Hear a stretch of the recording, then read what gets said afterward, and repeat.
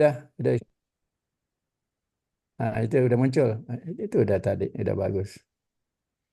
Naik atas sedikit, mari naik ke atas sedikit, baru ke kanannya. Udah besar. Ah, ah, ya atau begitu udah. Ini sudah bagus tadi. Mau ke kanan dikit, mau ke atas saya coba kecil-kecil ke atas.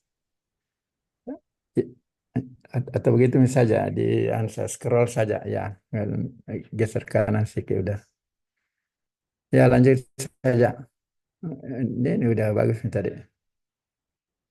Ini masih mau digeser ke kiri ini layarnya.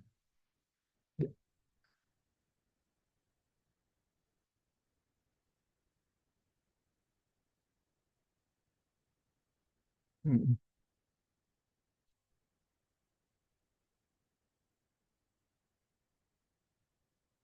Ya gimana ya? Hmm.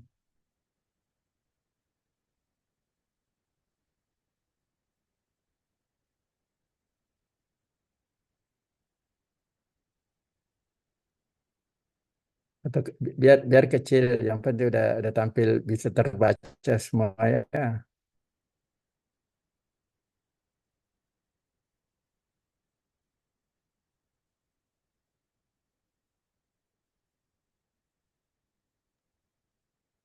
Pak, sudah terbaca, Prof. Ya udah terbaca. Atau lanjut saja karena ini saya bergerak. Ya udah. Lanjut membahas mengenai filsafat ilmu. Ilmu merupakan salah satu hasil usaha manusia untuk menjadi insan yang berpengetahuan. Walaupun di era modernisasi ini, ilmu dan teknologi mulai memperdaya manusia, sehingga filsafat ilmu dapat diartikan sebagai pengkajian dan pendalaman ilmu pengetahuan, baik soalan ciri substansinya, memperolehnya, ataupun manfaat ilmu bagi kehidupan manusia. Selanjutnya terkhusus yang akan ditekankan atau yang paling banyak dijelaskan yaitu mengenai logika.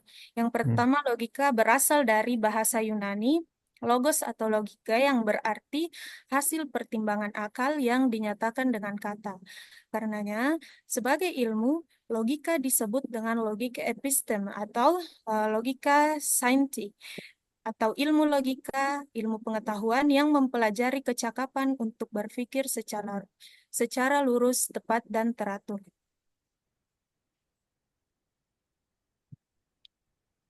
Adapun filsafat ilmu dan logika mampu meningkatkan cara berargumen dan berpikir kritis. Filsafat ilmu dan logika memainkan peran penting dalam mengembangkan kemampuan berargumen dan berpikir kritis. Filsafat ilmu membantu kita memahami dasar-dasar pengetahuan dan metode ilmiah, sedangkan logika mengajarkan cara menyusun argumen yang koheren dan mengevaluasi premis dengan sistematis. Kombinasi keduanya mendorong analisis yang mendalam dan penalaran yang lebih baik dalam diskusi dan pengambilan keputusan. Geser ke kanan.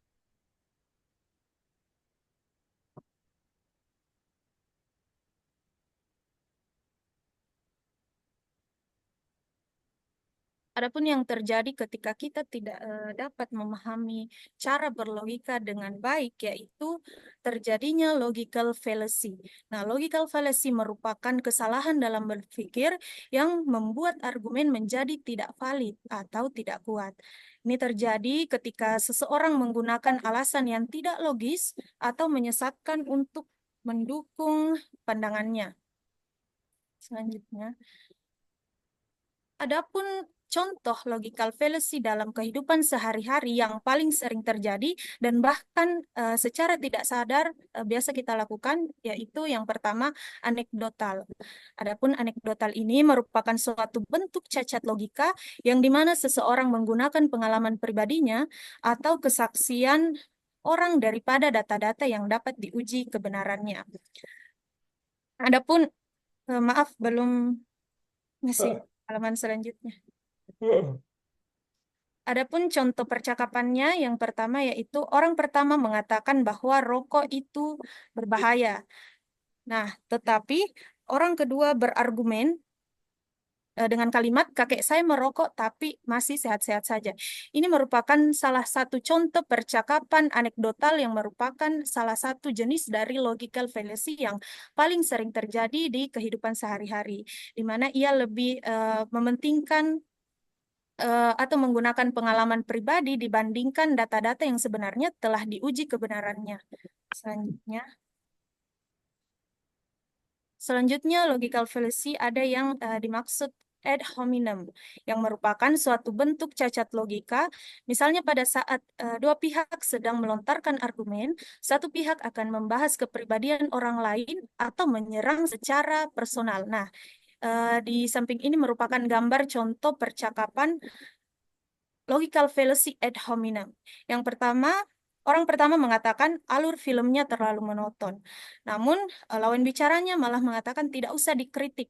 Memangnya Anda bisa bikin film? Nah, itu merupakan salah satu contoh dari ad hominem di mana dia bukan menanggapi argumennya, tetapi malah menyerang secara personal orang tersebut. Selanjutnya, selanjutnya, ada yang dimaksud bugging the question yang merupakan suatu bentuk cacat logika dalam kehidupan sehari-hari, yaitu ketika kesimpulan yang ditarik dengan asumsi sebelumnya dilakukan secara berputar-putar atau menjadikan asumsi awal sebagai kesimpulan akhir. Nah, gambar di samping merupakan contoh percakapan bugging the question yang merupakan salah satu logical fallacy yang paling sering terjadi. Si pembicara pertama mengatakan wanita selalu benar dan selanjutnya lawan bicara mengatakan apa buktinya dan kemudian si pembicara pertama malah menjawab dengan kalimat karena wanita tidak pernah benar. Maaf, karena wanita tidak pernah salah, selalu benar. Ini menunjukkan bahwa dia mengambil kesimpulan yang sangat berputar-putar, padahal dia telah mengatakan hal yang sama pada awal percakapan.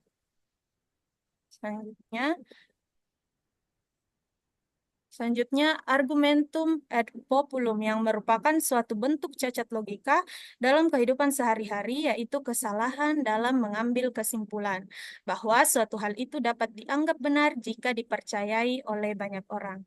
Contohnya ada pada gambar di samping dengan kalimat, jika banyak yang cocok dengan bedak ini, tentu saya akan cocok juga. Ini merupakan contoh logical fallacy yang paling sering terjadi utamanya pada kaum wanita, di mana kita mempercayai suatu produk atau eh, sesuatu itu cocok dengan kita ketika banyak orang cocok dengan produk yang sama, padahal itu belum tentu karena bisa jadi apa yang cocok dengan orang lain belum tentu cocok dengan kita. Dan pada akhirnya merugikan diri sendiri. Selanjutnya, filsafat ilmu dan logika. Filsafat ilmu dan logika mampu mendorong penalaran menjadi lebih baik sehingga manusia dapat berargumen lebih terarah dan mampu mempertimbangkan setiap pola pikirnya agar tidak terjadi yang namanya logical fallacy yang sangat sering terjadi pada manusia pada saat berargumen. Kesalahan berpikir yang perlu dibenahi, mampu menata argumen dan menjadikan pola pikir lebih berkualitas, bukanlah hal yang mudah. Itulah sebabnya mengapa ada yang dikatakan filsafat ilmu dan juga logika untuk menuntun manusia agar menjadi bijak dalam pemikiran atau argumennya.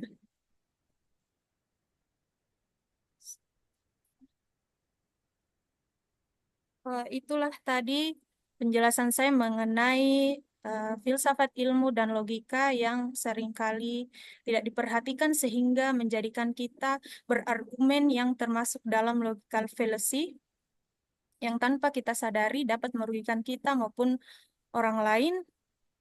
Adapun kesimpulannya yaitu banyak manusia yang berilmu, namun terkadang malah menjadi budak dari ilmunya, sehingga lebih banyak mudarat dibanding manfaatnya. Banyak pula manusia yang merasa berwawasan luas, tapi ternyata masih lemah mempergunakan logikanya. Terakhir, semoga kita semua menjadi insan yang mampu mengarahkan logika kita agar kita dapat menjadi manusia yang mampu mendapat petunjuk dan menjadi orang-orang yang beruntung sesuai dengan Quran Surah Al-Baqarah yang berbunyi ulaika ala hudam mir rabbihim wa ulaika humul muflihun. Ya. Baik, itu saja penjelasan dari saya. Lebih dan kurangnya mohon dimaafkan. Wabillahi Taufik wal hidayah. Assalamualaikum warahmatullahi wabarakatuh. Saya kembalikan kepada. Oh, makasih ya sudah mempresentasikan makalahnya. Judulnya tadi filsafat ilmu dan logika ya. Oke. Tadi ada dijelaskan bahwa ada istilah logical fallacy gitu ya, itu cacat logika gitu ya. Ya, memang kalau orang berpikiran lurus, logika itu kadang-kadang didefinisikan dari A sampai Z gitu ya. Sudah lurus itu A, B, C sampai Z gitu ya. Jadi lurus itu. Kecuali kalau menganut itu tadi cacat logika ya ada tidak masuk akal gitu. Terkadang tidak masuk akal ya. Itu tadi disampaikan, diterangkan oleh siapa tadi Nur Hasanah ya. Hmm, memang kalau ini anekdot juga bilang orang logika itu berpikirnya dari A sampai Z, tapi orang seni dari A sampai tidak ada ujungnya gitu ya. Itu namanya imajinasi gitu ya. Jadi kalau orang seni biasa lebih banyak berimajinasi gitu. Sampai-sampai bisa bikin karya-karya yang surrealistis ya. Sur artinya di atas, realis di atas kenyataan gitu ya.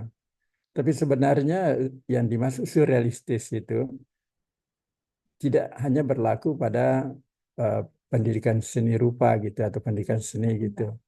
Ya, memang dari pendidikan seni ada seperti contoh misalnya di sastra ya, sastra Indonesia di jurusan sastra itu bisa juga bikin puisi atau sajak yang surrealistis gitu ya. Coba bayangkan kalau dia bilang rumput-rumput di langit, mana ada rumput di langit gitu. Itu termasuk semua kalau tadi kupasannya Nur Hasanah logical fallacy gitu ya, cacat logika gitu. Tapi orang seni ya bisa bebas apa namanya berimajinasi gitu. Oke ya, apa mau dibahas ini atau kita tampilkan satu lagi dulu? Siapa tadi sudah disebut namanya? Tapi ini tadi yang saya catat masih masih pendidikan seni ya, Siti Haryati. Maksud Ya, saya kalau tidak ada dulu dari pendidikan seni ya kita persilakan langsung ke Siti Haryati. ya, Ada? ya Pak. Atau Siti Haryati sudah siap? Oke, silakan tampilkan PPT-nya, PowerPoint-nya. Nanti diskusinya habis ini ya, kalau ada diskusi. Ilmu dan kebudayaan, filsafat ilmu. Sudah terlihat. Ya, sudah. Hanya memang nggak seperti tadi, nggak utuh. Bagaimana cara men-settingnya ya. Ini sudah bagus-bagus, sudah geser sedikit saja ke. Oh, itu ada di geser-geser ya. Apakah ini soal lari-lari gitu? Apakah ada istilahnya di situ bisa dipencet yang manakah? Atau coba pencet yang sampingnya seperti wadah anu itu ya, seperti samping kirinya. Hmm. Ini sudah tampil. Ada tadi seperti mangkok ini tadi. Coba lihat. Seperti mangkok ini. Hmm. Yang yang itu coba bagaimana dia kalau itu? Oh, besar sekali ya, enggak udah besar besar.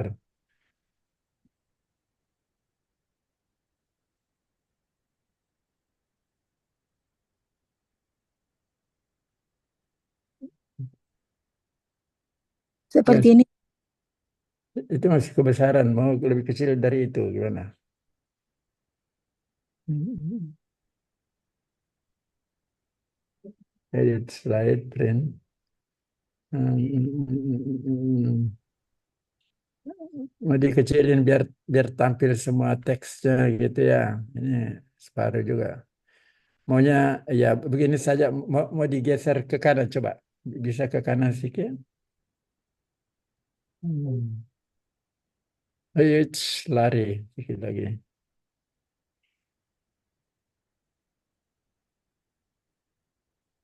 Mana caranya ya? Hmm. Ini bisa bisa gambarnya digeser sih ke kanan nggak ini? Ini udah besarnya begitu saja, jangan diperbesar. Ini kalau diperbesar nggak tampil semuanya lagi itu. Nah, atau begini sementara begitu saya dulu ya. Oke, sudah kelihatan nih ada teksnya ya. Iya, baik Ya, Prof. Baik, silakan. baik, terima kasih atas kesempatan yang diberikan. Izinkan saya memaparkan hasil dari literasi saya mengenai ilmu dan kebudayaan. Ini kebudayaannya Siti Haryadi. Menurut Aristoteles, halaman 384 sampai 322, filsafat adalah ilmu pengetahuan yang mempelajari tentang kebenaran, di mana di dalamnya terkandung ilmu matematika, logika, retorika, etika, politik, ekonomi, dan estetika. Dengan kata lain, filsafat itu menyelidiki sebab dan asas tentang segala sesuatu. Berdasarkan atas pendapat di atas, maka sangat jelas sekali bahwa filsafat merupakan hasil dari pemikiran dan perenungan manusia dan merupakan wadah dari segala sumber ilmu, yang mana di dalamnya membahas atau mempelajari sebab dan akibat dari segala sesuatu yang dikupas secara mendalam dan merupakan upaya untuk mempelajari dan mengungkapkan penggambaran manusia di dunia.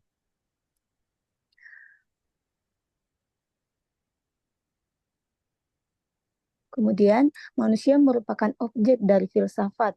Masyarakat yang merupakan kumpulan sekian banyak manusia atau individu besar ataupun kecil yang diikat oleh adat istiadat, suku bahkan ras yang hidup secara berdampingan.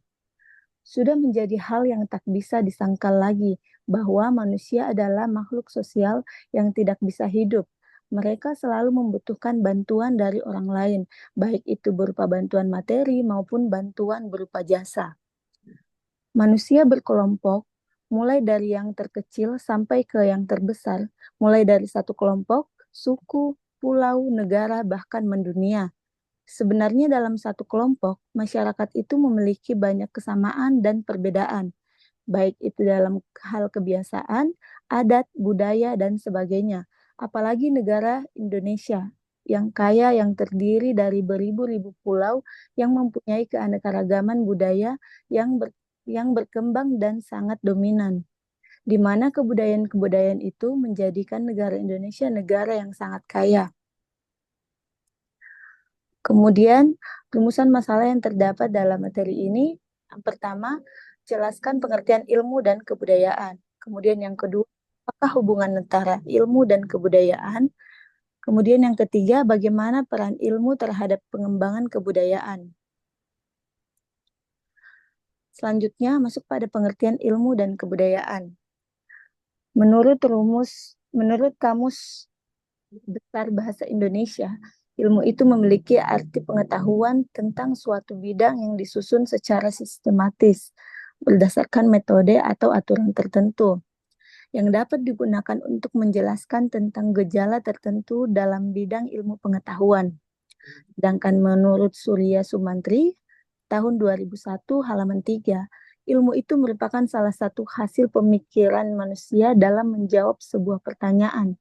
Sementara itu, Paul Friedman dalam The Principles of Scientific Research mendefinisikan ilmu sebagai suatu bentuk aktivitas manusia yang apabila melakukannya, kita memperoleh suatu pengetahuan yang lebih lengkap dan alam semesta di masa yang lampau, masa sekarang, dan masa yang akan datang, serta suatu kemampuan untuk beradaptasi dan mengubah lingkungan serta mengubah sifat-sifatnya sendiri.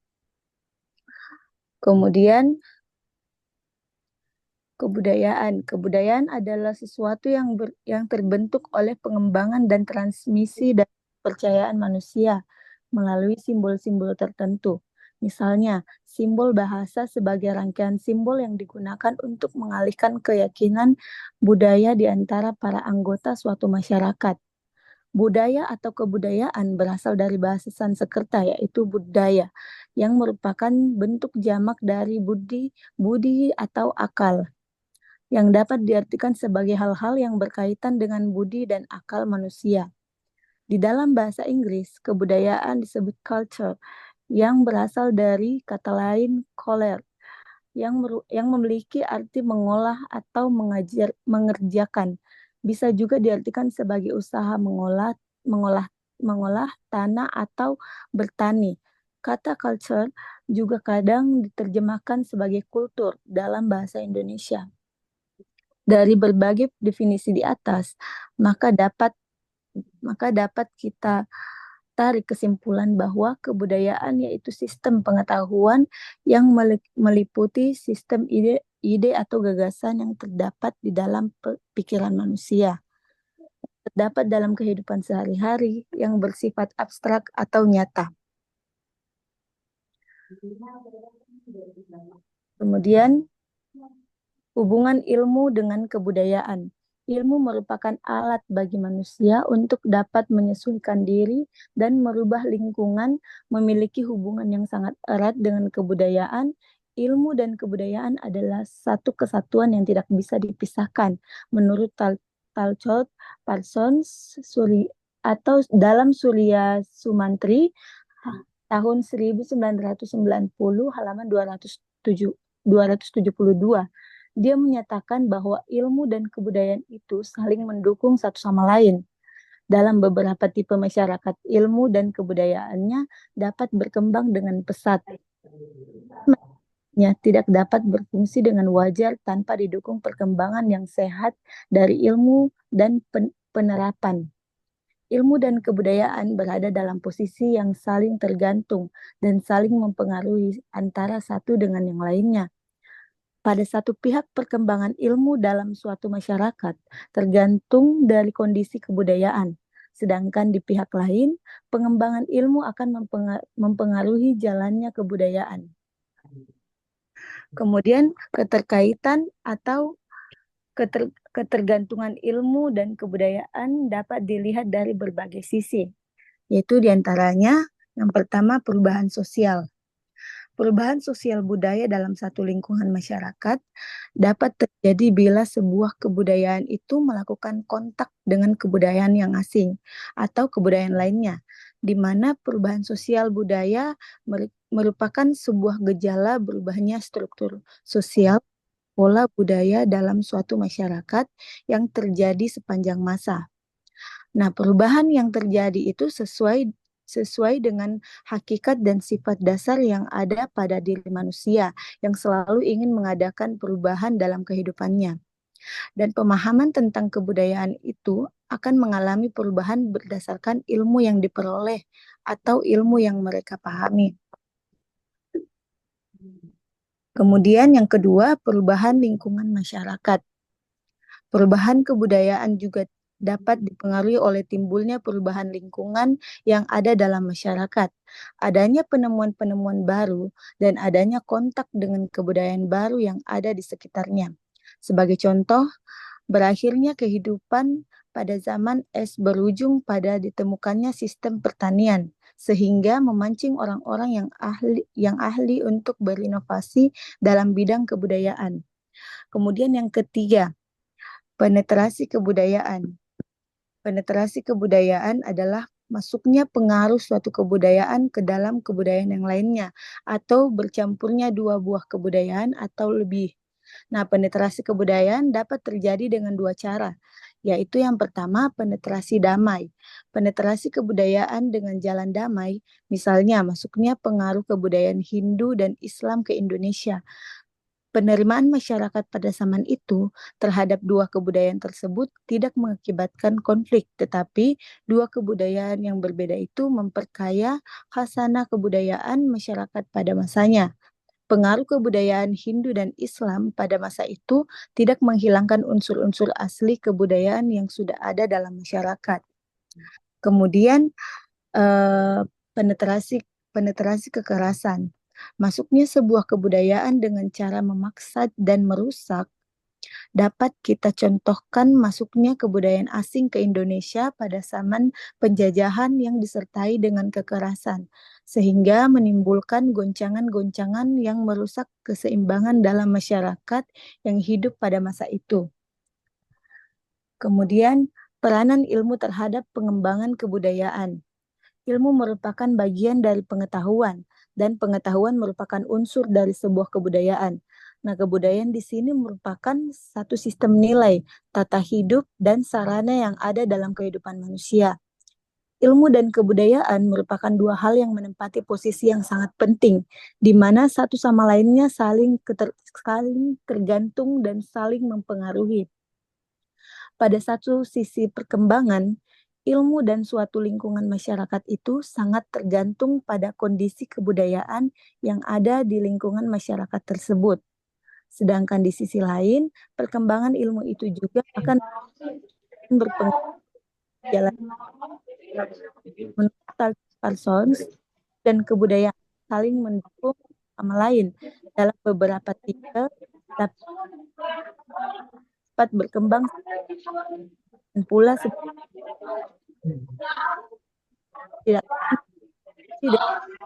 didukung oleh perkembangan sehat dan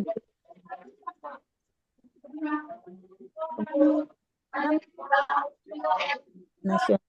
Ilmu memiliki peranan ganda yang merupakan sumber mendukung terselenggaranya pengembangan kebudayaan nasional.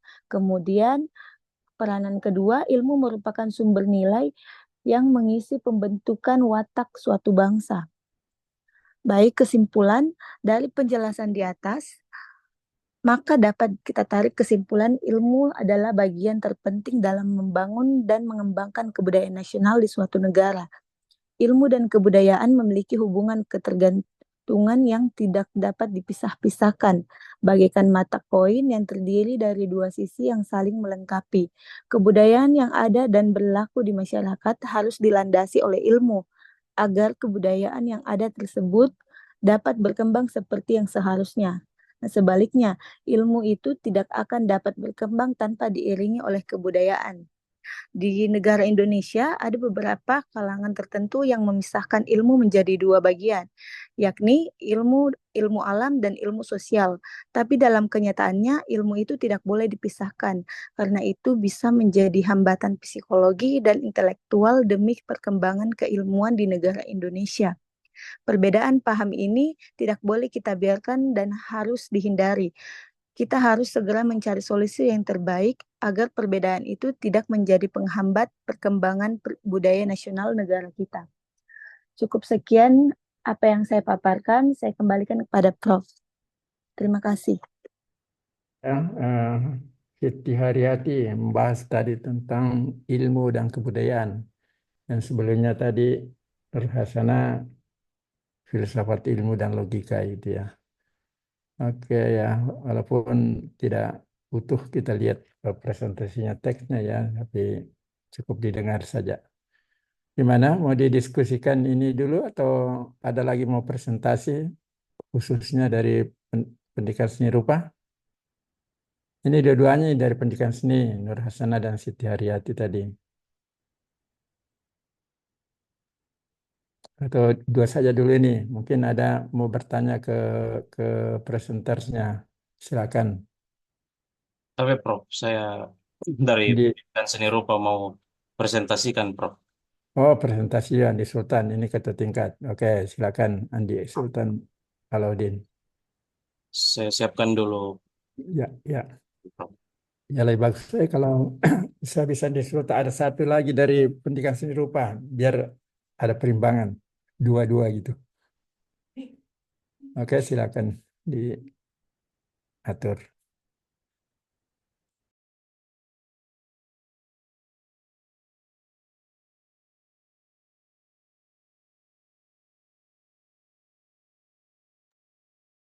Ya, apakah sudah jelas kelihatan, Prof? Tapi Prof dan teman-teman, apakah sudah kelihatan presentasinya? Ini Sudah kelihatan. ya, tidak Jelas cukup Pak Ketua, begini ya. sudah jelas. Iya, Ya, siap. bagus. Oke, silakan.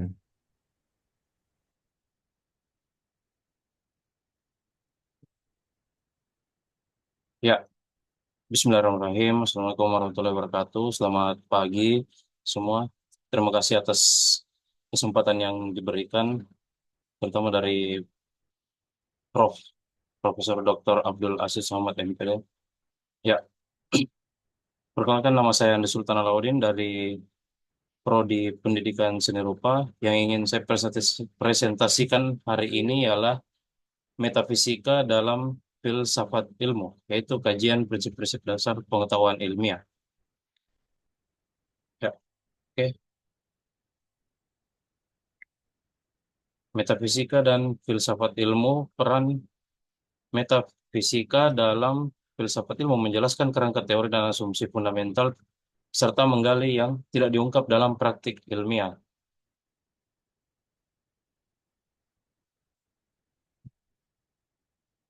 Tunggu dulu.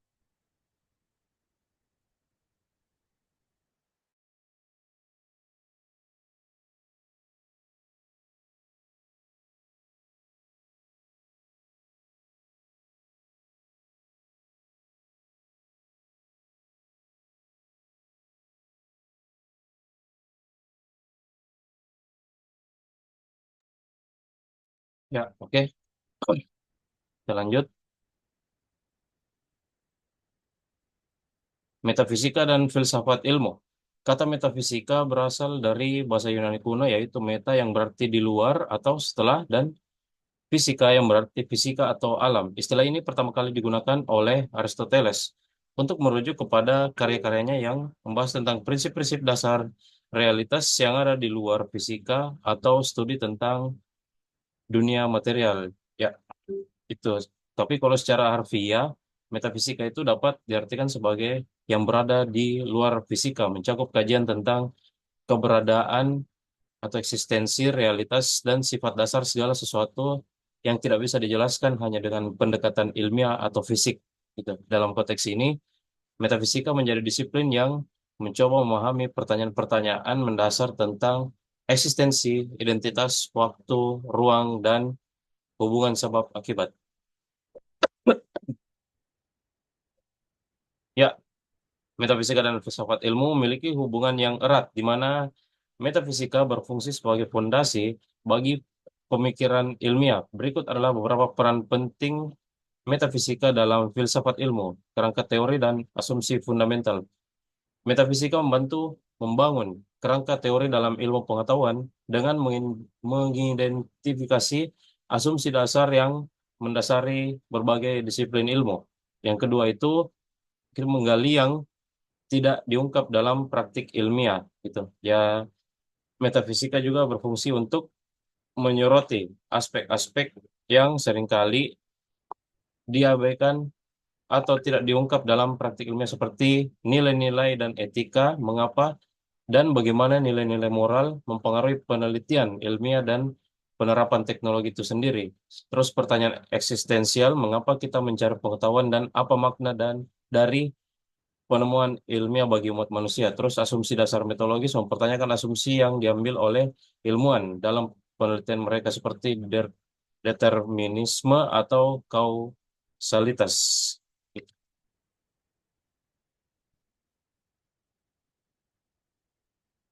Definisi metafisika, kajian tentang prinsip-prinsip dasar dan struktural realitas. Terus ada memahami eksistensi, identitas, waktu, ruang, dan sebab akibat. Salah satunya itu prinsip dasar metafisika itu, kalau yang saya rangkum di sini ada 4, ada ontologi, epistemologi, kausalitas, waktu, dan ruang. Kajian tentang prinsip-prinsip dasar dan struktur realitas dalam konteks metafisika mencakup berbagai aspek fundamental yang membentuk pemahaman kita tentang dunia. Berikut adalah penjelasan mengenai beberapa konsep kunci eksistensi, identitas, waktu, ruang, dan sebab akibat. Yang pertama itu eksistensi, berkaitan dengan pertanyaan tentang apa yang ada dalam metafisika ada berbagai pandangan mengenai realisme menyatakan bahwa entitas di luar pikiran kita seperti objek fisik dan ide ada secara independen gitu. Ada idealisme menyatakan bahwa realitas dibentuk oleh pikiran dan kesadaran sehingga eksistensi bergantung pada persepsi.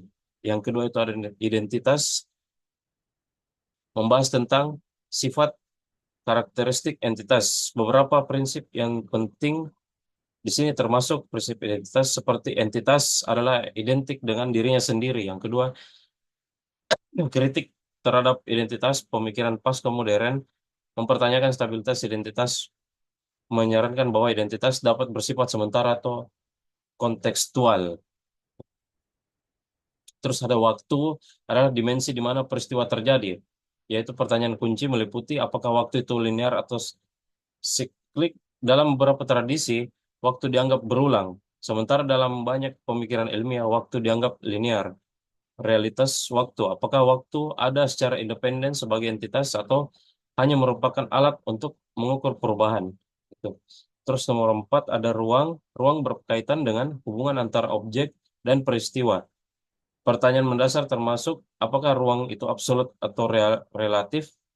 Apakah ruang ada secara independen dari objek di dalamnya atau hanya merupakan hasil dari hubungan antar objek itu sendiri? Dimensi ruang dalam fisika, ruang sering digambarkan dalam konteks dimensi yang lebih tinggi yang menantang pemahaman tradisional kita tentang ruang.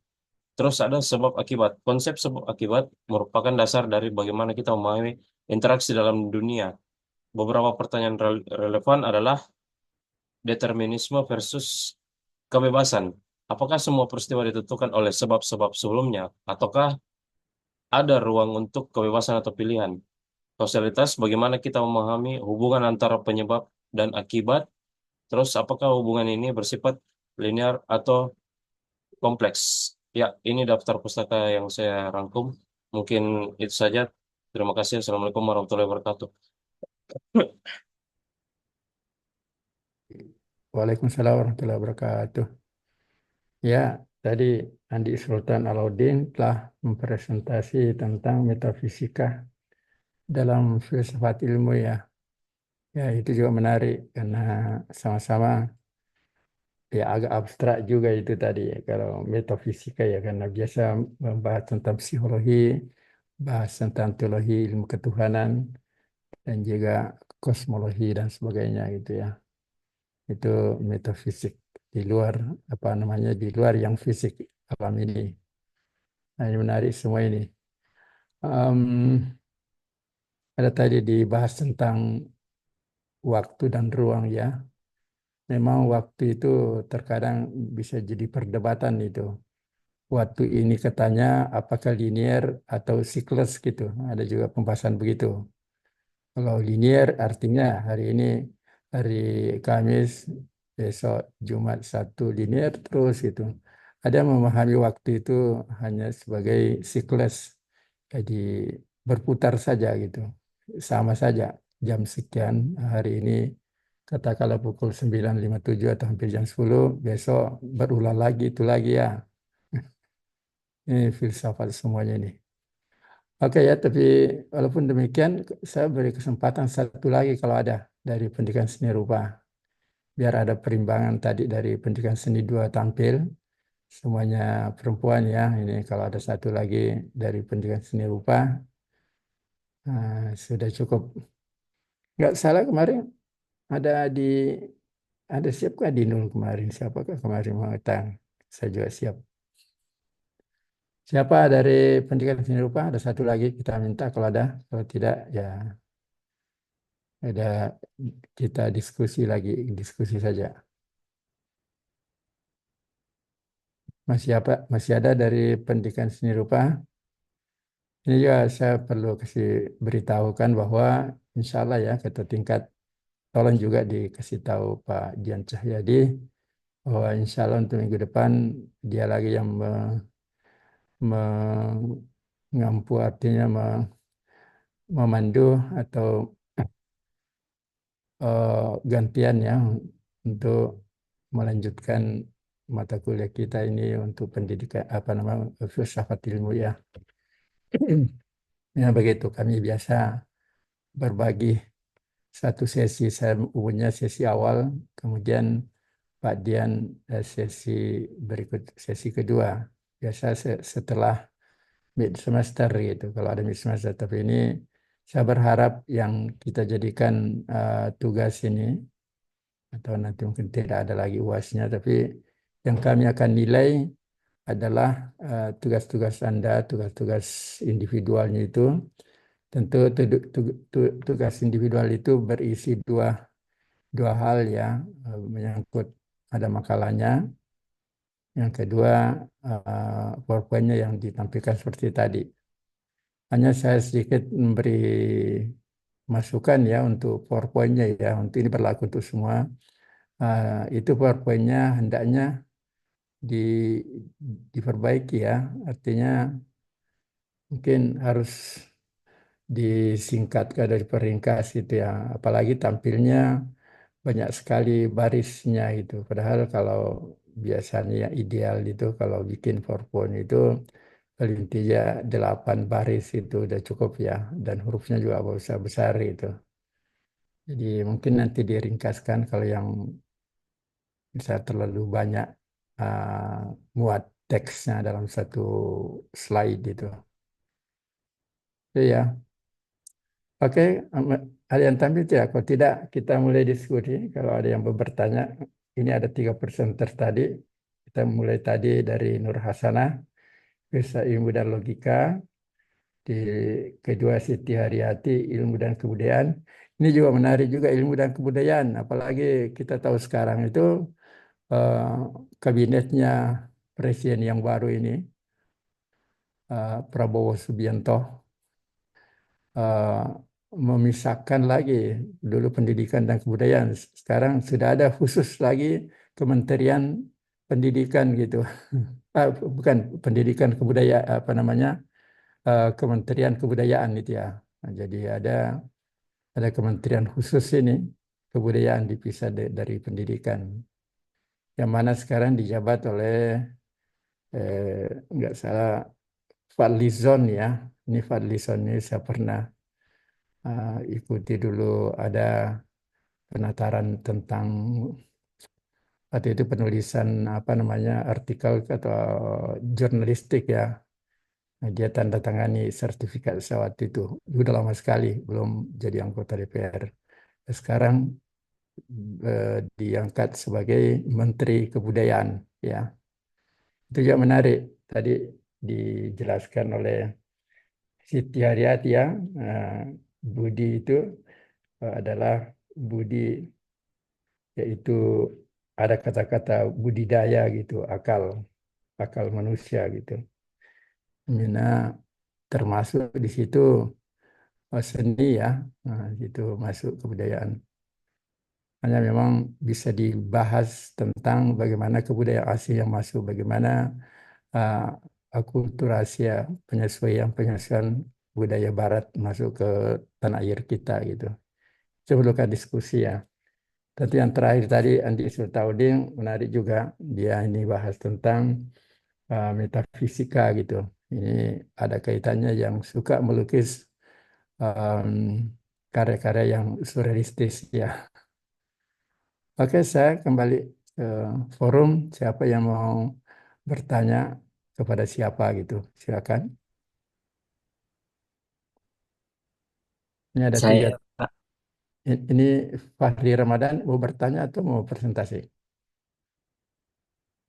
saya mau bertanya, Prof. Oh, bertanya. Oke ya. Oke, kita mulai Ya. diskusi saja karena saya pikir mau presentasi. Kalau gitu silakan, siapa yang mau ditanya atau mau ditanya ketiga-tiganya boleh juga. Eh, ya, ini kebetulan kan minggu lalu saya sudah presentasi, jadi hari ini Oh saya mau ya, bertanya Prof terkait ilmu dan kebudayaan oleh presenter dari Siti Haryati. ya ya. Mm. Sebelumnya, perkenalkan nama saya Farid Ramadan dan terima kasih atas kesempatan yang telah diberikan. Seperti kita ketahui bahwa kebudayaan di Indonesia itu sangat banyak, yakni multikultural gitu, sangat Mm. beragam sehingga didorong untuk para guru atau para pendidik agar mengajarkan peserta didiknya untuk lebih kepada menghargai perbedaan-perbedaan yang itu ya, seperti itu. Nah, sekarang ini kita ketahui bahwa juga eh, sekarang ini kita telah memasuki era teknologi yang dimana eh, anak-anak sampai orang dewasa itu sudah mengakses teknologi itu hampir gimana ya, kayak tinggi gitu. Jadi dalam mengakses sebuah pengetahuan pasti sudah tidak asing lagi oleh anak-anak seperti itu. Nah, sehingga banyak kebudayaan Barat telah masuk di Indonesia.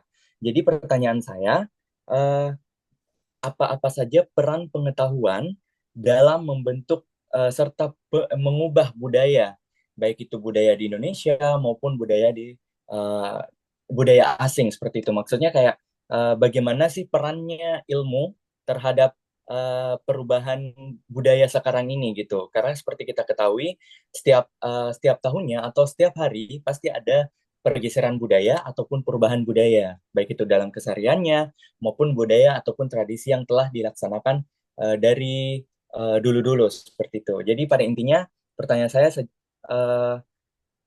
apa saja peran ilmu pengetahuannya gitu dalam membentuk suatu perubahan budaya seperti itu. Terima kasih. Ya, nampaknya ini khusus ke yang membahas tadi tentang ilmu dan kebudayaan, yaitu Siti Haryati. Hanya satu pertanyaannya, Fahri Ramadan, hanya itu saja. Nah, Eh, kepada iya, Haryati. Prof. Oh ya, oke. Mungkin ada lagi pertanyaan yang lain ke presenter lain. Ini sudah kebagian satu ini, Siti Haryati. Oke, Eh, izin Prof, saya Fajar mau Aswad. bertanya. Ya, Ya, silakan, Fajar Aswad. baik.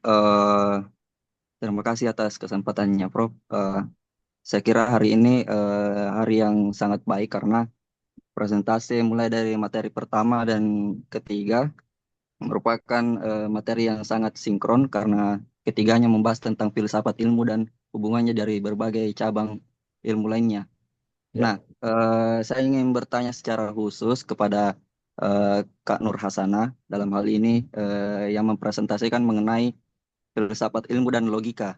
Kebetulan kemarin juga saya membahas tentang logika atau Hmm. kemampuan yang istimewa yang diberikan kepada salah satu ciptaan Tuhan Yang Maha Esa yaitu manusia, di mana manusia dalam hal ini diberikan keistimewaan mampu untuk berlogika dan juga bernalar. Nah, Hmm. disebutkan tadi salah satu contoh di dalam berlogika, nah, di mana di dalam berlogika dikatakan ada yang namanya logical fallacy ataupun kesalahan di dalam berpikir. Nah, Hmm. ada tadi satu contoh yang dipaparkan oleh Kak Nur Hasanah mengenai salah satu dari contoh logical fallacy ataupun kesalahan dalam berlogika, yaitu di mana kecenderungan orang-orang dalam hal ini perempuan memiliki logika bahwa eh, pada saat memilih produk itu dia melihat orang lain, di mana ketika ada produk sama yang akan digunakan, dia melihat pengalaman dari orang lain sehingga dia mengikuti apa yang dilakukan oleh orang lain tersebut.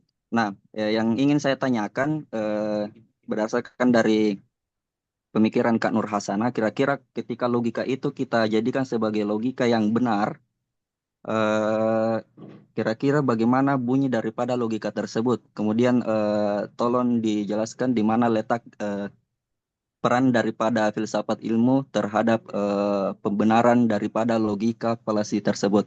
Mungkin itu saja pertanyaannya, Prof. Terima kasih. Ya, oke. Makasih Fajar Aswad telah bertanya khusus kepada siapa tadi, Nur Hasanah ya. Oke, satu lagi belum kebagian ini. Pak Andi Sultan. Mungkin ada yang mau bertanya ke Andi Sultan. Silakan. Atau yang lanjut ya Bapak, kalau tidak ada yang tanya Pak Andi Sultan. Oke, satu lagi kita tunggu biar adil. Bisa kebagian semua pertanyaan.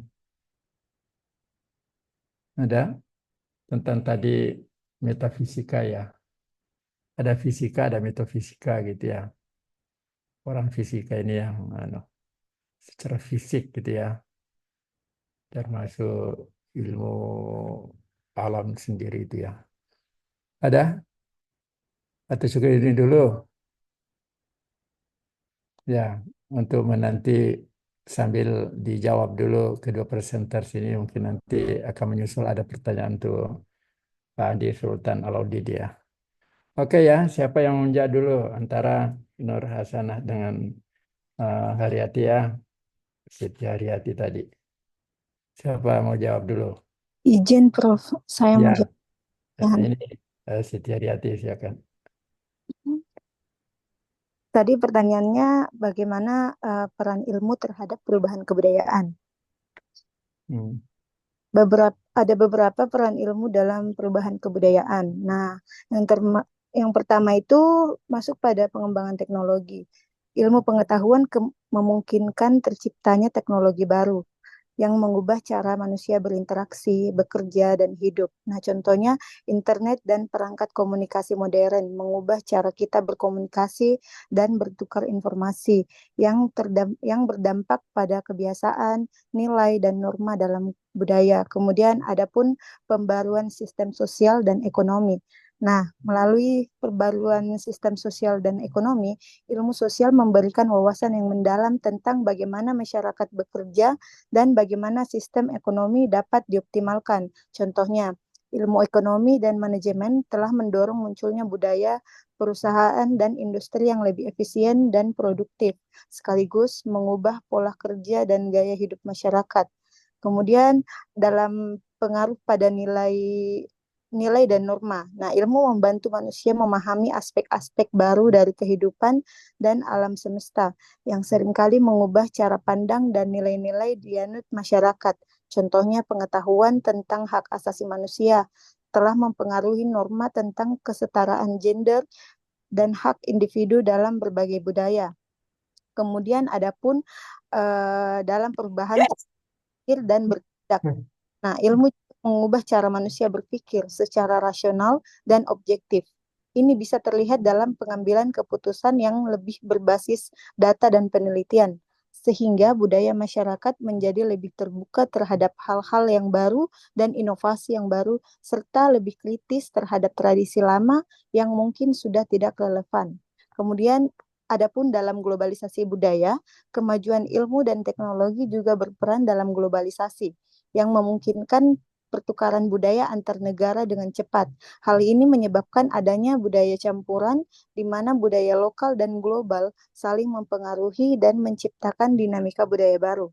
Nah, secara keseluruhan ini, ilmu pengetahuan mendorong perkembangan kebudayaan melalui penemuan-penemuan baru dan cara pandang yang terus berkembang, sehingga kebudayaan manusia menjadi adaptif, inklusif, dan progresif. Mungkin cukup apa yang saya jawab, saya kembalikan kepada Prof. Oke ya. Nah, itu jawaban dari Siti Haryati ya tentang eh, pertanyaan dari Wari Ramadan ya yang tadi. Gimana Pak Hari Ramadan mungkin Anda mau menyangga atau mau menambahkan atau apa gitu. Silakan. Iya, Prof. Terima kasih atas kesempatannya. Kemudian saya ingin menanggapi kembali. Ya, Nah, itu kan tadi beberapa terkait eh, manfaat ilmu terhadap perubahan budaya. Nah, jika dilihat dari segi ininya itu sudah sangat-sangat bermanfaat gitu.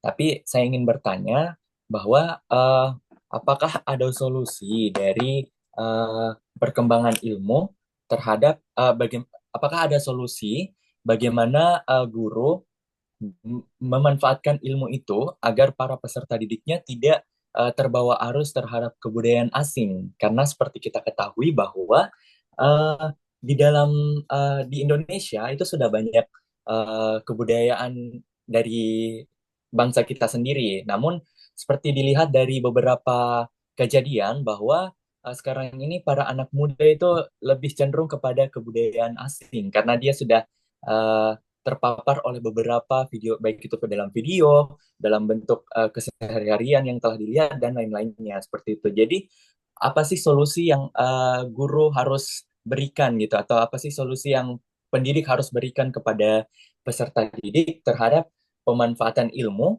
sehingga budaya itu tidak teralihkan seperti itu. Enggak, ya. Menarik sekali ini. Itu ya, Fahri Ramadan. Iya, Oh, Prof. gini ya. Saya dulu sedikit tambahkan, kalau nanti Siti Haryati mau menambahkan lagi nggak apa-apa juga gitu ya. Memang jadi masalah gitu ya, anak peserta didik sudah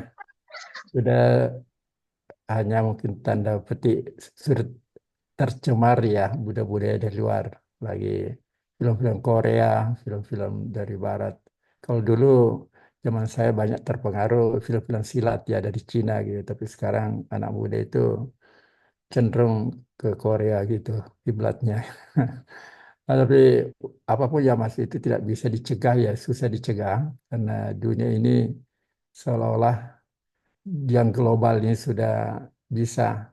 Kita sekarang ini untuk diskusi saja ini untuk belajar filsafat ilmu bisa dipantau orang di Jakarta misalnya atau dimanapun. Yang penting ada linknya kita kasih kan.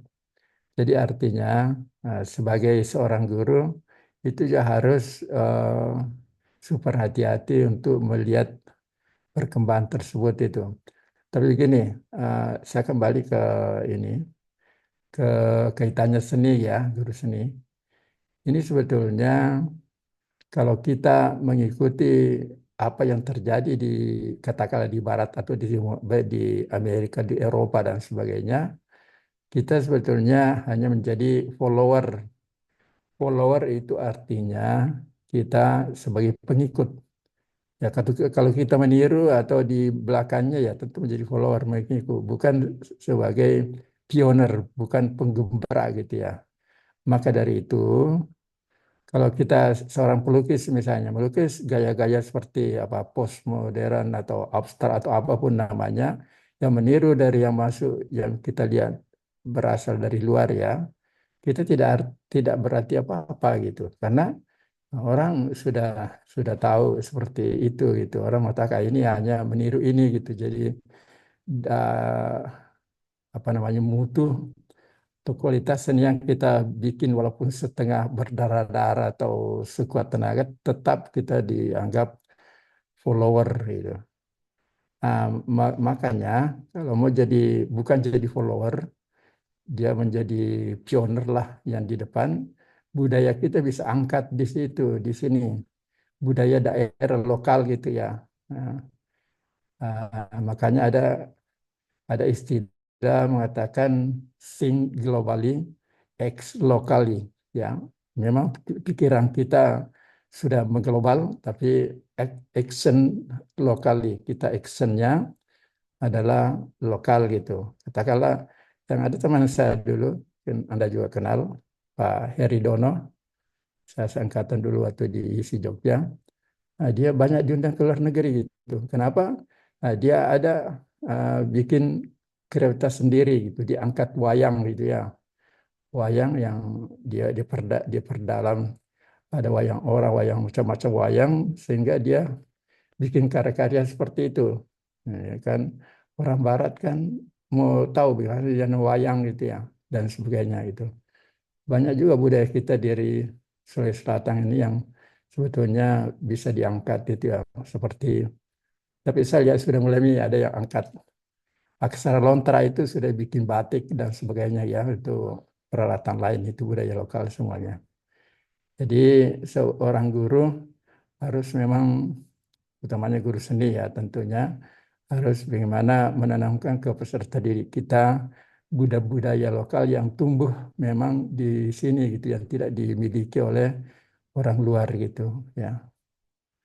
Ya itu ya, saya tambahan dari saya, mungkin ada jawaban khusus juga dari Siti Haryati. Silakan. Baik, Prof. Terima kasih. Saya ingin menjawab mengenai bagaimana para guru dapat memanfaatkan ilmu pengetahuan untuk menjaga agar penerus bangsa tidak terlalu terpengaruh oleh budaya asing. Nah, ada beberapa strategi. Yang pertama, melalui penguatan nilai dan identitas lokal. Jadi guru dapat memasukkan nilai-nilai budaya lokal dalam pembelajaran, misalnya dengan memberikan contoh yang relevan dengan tradisi, adat, dan sejarah lokal. Mungkin ini membantu siswa memahami pentingnya kebudayaan asli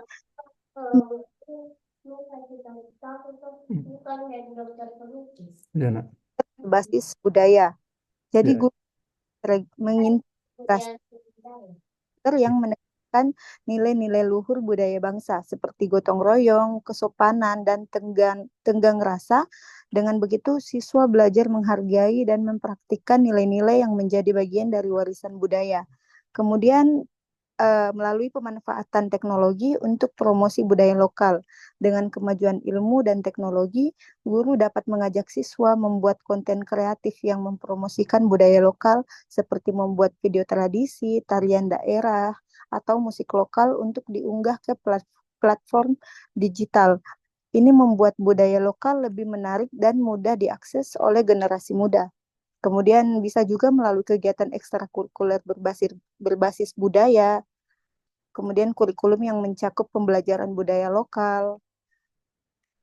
Kemudian strategi-strategi ini, guru tidak hanya memberikan pengetahuan akademis, tetapi juga membangun kesadaran budaya yang kuat dalam diri siswa. Nah, hal ini memungkinkan generasi muda memiliki rasa bangga terhadap budaya sendiri dan lebih selektif dalam menghadapi budaya asing. Mungkin seperti itu, Prof, jawaban saya. Terima kasih. ya, bagus ya, itulah bahwa memang harus kita, itulah gunanya ilmu ya, menggali, bagaimana mencari identitas sendiri, kreatif, tidak seperti yang dimiliki orang lain dan sebagainya gitu. Karena bikin sama saja ya, tentu kurang ya. Itu ya, bagaimana Fahri, mungkin ada tambahan lagi? Iya, sudah jelas, Prof. Terima Sudah. kasih. Oh iya, bagus, terima kasih ya. Nanti ada saya catat sini bagaimana unsur-unsur secara universal dan kebudayaan itu ya, dari Kuncraningrat ya, seorang banyak menulis tentang budaya itu, yang orang di Jogja ya, tapi sudah meninggal ya tahun 99. Oh, sebelum ke sana, kita kembali ke pertanyaan dari Fajar Aswad ya, yang ditanyai lebih khusus ke Nur Hasanah. Ada tadi cacat, ada logika falasi gitu ya. Nah, oke, silakan Nur, siapa ya, Nur Hasanah ya. Oke. Baik, baik. Terima kasih atas pertanyaannya Kak Fajar Aswad dan terima kasih Prof atas kesempatan yang diberikan kepada saya untuk menjawab. Jadi yang salah dari argumen ad populum yaitu ia lebih mementingkan popularitasnya dibanding evidensi, bukti, dan rasionalitasnya. Nah, kebalikannya sendiri yaitu argumen ad veritatem yang merupakan argumen berbasis bukti. Dan yang seharusnya dikatakan bukanlah banyak orang yang percaya bahwa produk ini bagus, jadi produk ini pasti bagus, melainkan sebaliknya dengan argumen yang berbunyi, produk ini telah diuji secara ilmiah dan menunjukkan hasil yang positif dalam kinerjanya. Jadi produk ini dapat dianggap berkualitas. Saya rasa pada saat ini kita sedang gempar-gemparnya dengan yang namanya skincare abal-abal yang sedang hype-hype-nya di sosial media. Dan saya rasa kita semua menyaksikan kegemparan tersebut tentang skincare yang mengandung merkuri dan hidroquinone.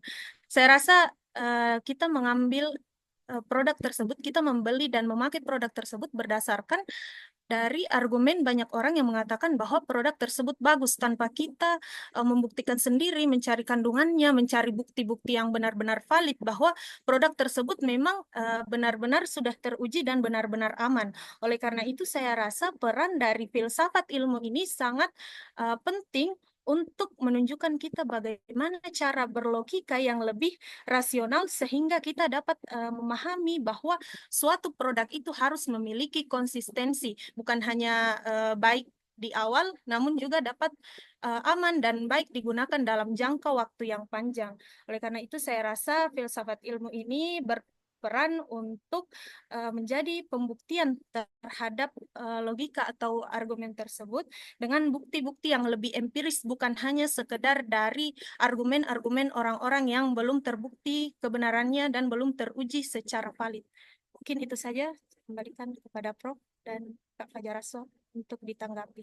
Terima kasih. Ya, saya kembalikan ke Fajar Aswa dulu. Mungkin ada tanggapan balik bahwa ya tadi dia contohkan skincare ya, bagaimana memelihara kulit apa tadi ya. Oke, silakan Fajar Aswad mungkin ada komentar atau menambahkan atau melengkapi jawaban tadi dari Nur Hasanah. Silakan. Ya, baik Prof. Terima kasih dan terima kasih juga untuk Kak Nur Hasanah. Saya kira jawaban yang diberikan saya rasa saya cukup puas. Hmm. Eh, saya coba menangkap intisari dari jawabannya, yaitu letak daripada peran ilmu itu ketika kita mempelajari bagaimana kualitas daripada produk tersebut sehingga tidak ada unsur penilaian daripada pengalaman-pengalaman orang lain sehingga kita punya dasar sendiri atau punya dasar ilmu sendiri ketika menilai suatu produk sehingga itu kemudian layak untuk diri kita sendiri. Saya kira itu yang coba saya tangkap dari pernyataan Kak Nur Hasanah. Saya ucapkan terima kasih banyak. Saya kembalikan ke Prof. Terima kasih. Oh ya, menarik itu ya. Jadi yang dimaksud itu mungkin ya dimaksud oleh Fajar Aswad itu bukan hanya ainul yakin, hakul yakin ya, dengan melalui logika nalar tadi gitu. Tidak hanya melihat saja ainul yakin, tapi hakul yakin. Nah, itu ya, oke. Ada lagi yang lainnya? Nah, saya kira sudah diterima jawaban tadi dari jawabannya Nur Hasanah untuk Fajar Aswad. Hati-hati juga. Atau ada pertanyaan lain mungkin yang masih ada unek-unek yang belum disampaikan.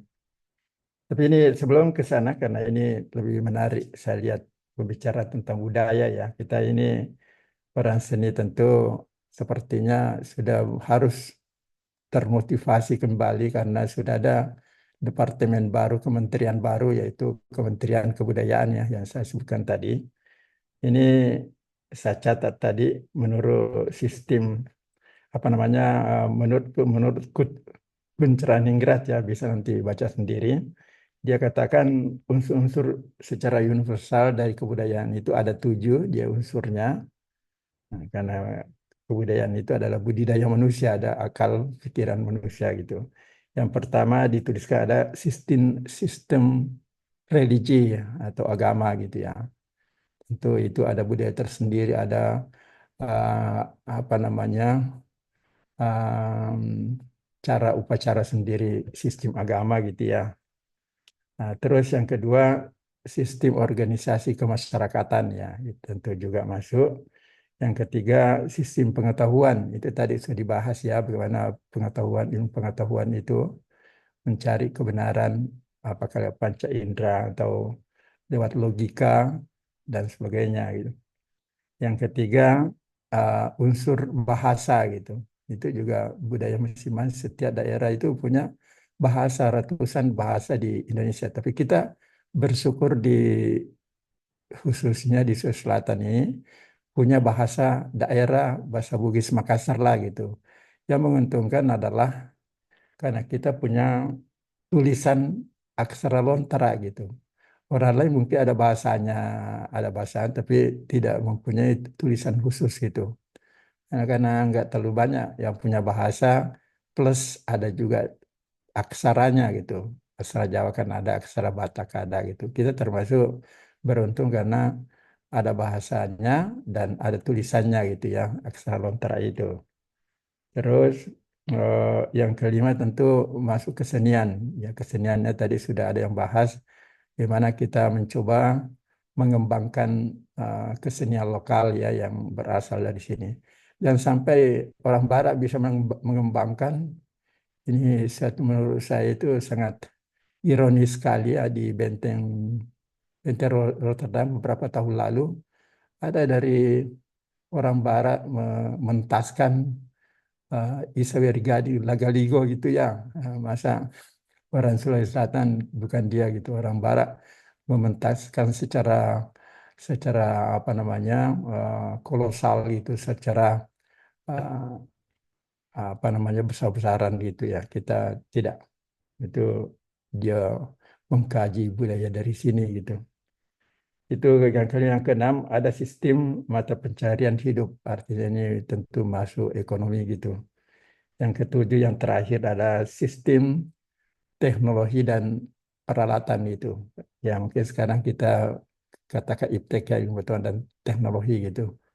Karena teknologi itu pada hakikatnya adalah hanya untuk apa namanya membantu manusia memudahkan pekerjaannya. Oke, itu saja ya. Ini ada peringatan. Mau diabsen katanya. Ini saya mau absen ya. Saya absen. Mungkin tidak ada lagi pertanyaan. Kalau ada lagi mau bertanya, nanti sudah saya absen. Ya, saya mulai dari pendidikan seni. Datang Rafika Nurul Hijrah. Rafika, ada nggak? Ini tidak ada. Tidak. Yang lalu juga kayaknya tidak hadir. Andi Muhammad Yusri, hadir tidak? Hadir Pak. Hadir ya. Minggu lalu nampaknya tidak, saya kosong. Memang ada acara. Lanjut. Nurwani Alwi, ada? Nurwani, Hadir Pak, hadir. hadir. Hadir Prof. Nur Indah Suara Rahman, Nur Indah. Ini sudah presentasi yang lalu ya. Ada tidak orangnya? Hadir nggak hari ini? Tidak menyahut. Dewi Sri Astuti. Dewi Sri Astuti. Hadir Pak. Ahmad Abian Arif. Ahmad Hadir Prof. hadir. Hadir Nurul Prof. Azizah Asri. Nurul Azizah Hadir Prof. hadir. Waode Fadila Az-Zahra. Waode Fadila Az-Zahra. Tidak menyahut. Aan. Ini siapa? Ini siapa? Waode? Tabe Prof. Ada. Ada Waode ada. Terus Aan Rahdiansyah. Aan Rahdiansyah. Tidak menyahut. Siti Haryati tadi yang presentasi ya. Ramlah. Dia tadi saya lihat masih ada. Ramlah. Sudah. Andi Purnamasari. Hadir Prof. Ya, sudah presentasi juga ya. Minggu lalu. Nur Hasanah yang presentasi tadi saya tandai. Wanda Sahriana. Wanda. Hadir Prof. Hadir. Desai Rahmadani Bilgiam. Desai Rahmadani. Ada? Tidak menyahut. Minggu lalu tidak hadir. Eksiswan Hapriandi, Ketua Tingkat. Hadir Prof. Hadir. Gracia Sika Datu Mangontan. Gracia Sika Datu Mangontan. Hadir Prof. Ini kayak yang tadi. Hadir Prof. Hadir. Hadir. Oke. Jadi Sufianto tanpa izin ya tadi. Saya masuk. Hadir Prof. Hadir ya? Saya hadir Prof. Supianto Oh, saya hadir kira- Prof. Iya. Saya kira. Saya izin off kamera tadi Prof. Iya. Hanya off kamera ya. Saya kira izin. Iya, Karena iya saya Prof. Terima kasih Prof. baca di chat. Oke ya, baguslah hadir. Fajar Ahmad, kita pindah ke seni rupa. Ada tadi ini yang bertanya. Fajar Ahmad ada. Iya, Andi hadir. Sultan ada presentasi tadi ini. Bilang hadir Prof. Oke. Andi Aldian Adisha. Hadir Prof. Hadir. Terus Irsan Jafar, udah Irsan? Hadir Prof. Hadir Prof. Hadir. Ini Fahri Ramadan yang bertanya tadi. Hadir Prof. Ya, saya tandai sudah bertanya. Fatwatul Ikhwan. Hadir Prof. Hadir. Nur Wahidatul Adawiyah. S. Hadir Prof. Ini bagus namanya nih. Fauzia Ramadhani As-Siddiq. Fauzia. Hadir Prof. Hadir. Muhammad Fadli Elmardi. Fadli Elmardi. Tidak? Tidak nyebut. Ahmad Jabal. Hadir Prof. Hadir. Robi. Robi ada? Hadir Prof. Hadir Prof. Oke. Dewi Astuti Abdullah. Dewi Astuti. Hadir Prof. Lahir Muhammad Dinul Haq, Muhammad Dinul Hadir, Prof. Dir. Oh, jadi begini ya, untuk saya karena sudah dianggap sudah selesai sesi awal ini, sesi pertama ini, insya Allah minta tolong ketua tingkat juga bisa menghubungi Pak Dian ya. Kalau tidak nomornya bisa minta kepada saya juga kalau sempat nanti bicara juga. Yang jelas bahwa insya Allah minggu depan nanti Pak Dian yang menemani mengampu mata kuliah kita filsafat ilmu ini. Nanti strateginya bagaimana ya?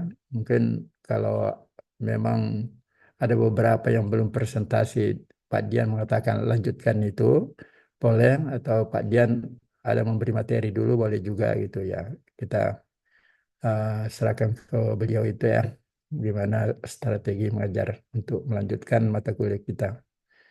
Namun yang jelas saya uh, mau untuk sebagai pertanggungjawaban akan memberi nilai akhir nanti UASnya, saya minta tolong ketua tingkat bisa mengkoordinir teman-temannya, mengumpulkan tugas-tugasnya ya untuk makalah individual itu uh, untuk dikumpulkan nanti dikumpulkan dalam satu FD saja. Saya pengalaman saya FD itu yang bagus ada merek Sandisk ya ketimbang merek-merek lain biasa, merek lain biasa agak susah dibuka. Oke ya, gitu harapan saya. Saya tunggu sampai minggu depan ya, kalau boleh minggu depan sudah dikumpul, biar saya lihat satu-satu ya, karena eh, apa gunanya itu kita khawatir nanti di suatu saat karena mata kuliah yang sama nanti ada kesamaan dan sebagainya bisa kita beritahu. Itu ya, tidak ada pertanyaan yang mau ditanyakan silakan. Tugas-tugas atau apa?